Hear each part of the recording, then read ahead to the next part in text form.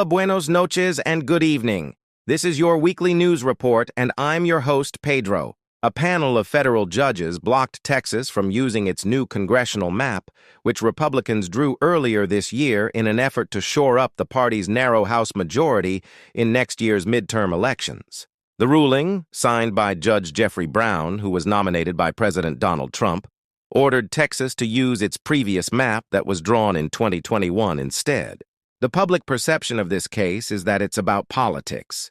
To be sure, politics played a role in drawing the 2025 map, but it was much more than just politics. Substantial evidence shows that Texas racially gerrymandered the 2025 map, Brown wrote in the ruling. Texas Governor Greg Abbott, who signed the map into law this summer, said in a statement the state will swiftly appeal to the United States Supreme Court, teeing up a legal fight that could decide control of the House. Now here's Rafa with a look at our next top story.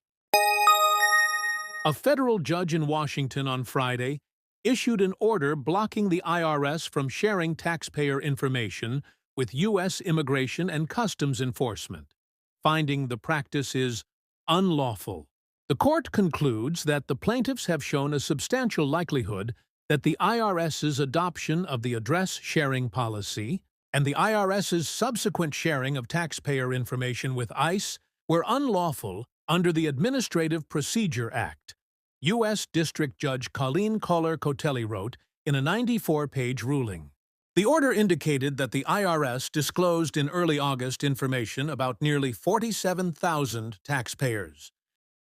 Other agencies in the administration have agreed to share information to aid immigration enforcement.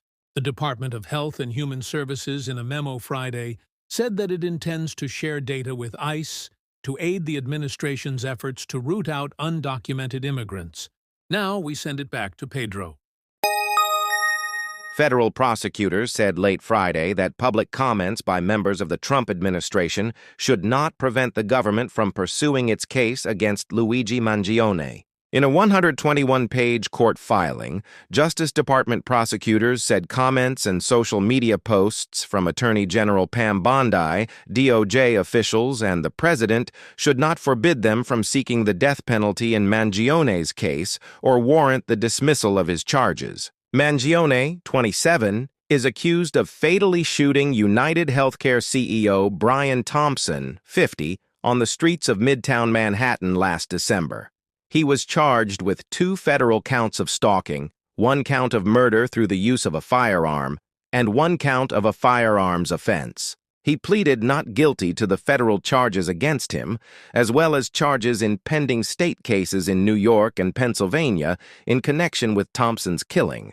Mangione's lawyers have argued that commentary from the DOJ and the White House has prejudiced Mangione's right to a fair trial. Mangione is next set to appear in court on Dexter 1 for a pre-trial hearing.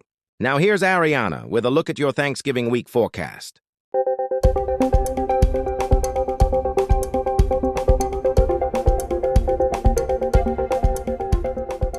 Hello everyone, I'm your chief meteorologist Ariana with a look at your Thanksgiving week forecast.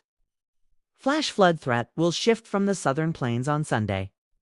A Pacific system will bring lower elevation rain. Locally, heavy mountain snow to the Pacific Northwest and Northern Rockies Sunday into Monday. One more day of record warmth for the southeast while above-average temperatures continue for much of the eastern and central United States. A deep upper-low accompanying surface Pacific system has begun to move eastward over the southwestern desert region, with widespread showers and thunderstorms and mountain snow expected.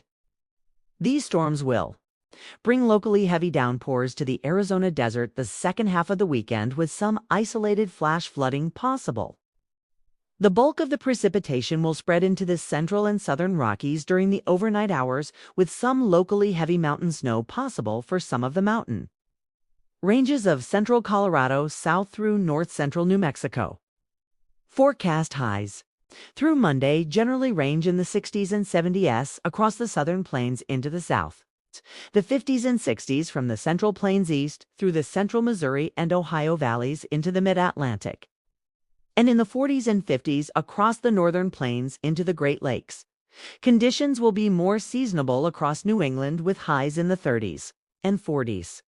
Portions of the west from the Great Basin northward will also generally be above average through Sunday. With highs in the 40s and 50s, the upper low storm system moving through the southwestern deserts region will bring seasonably cool highs in the 60s to the desert southwest. Everyone, please travel safe and have a happy Thanksgiving. That will do it for this week's Weekly News Report. As always, thank you for watching, and from everyone here at KJM Productions, have a happy Thanksgiving.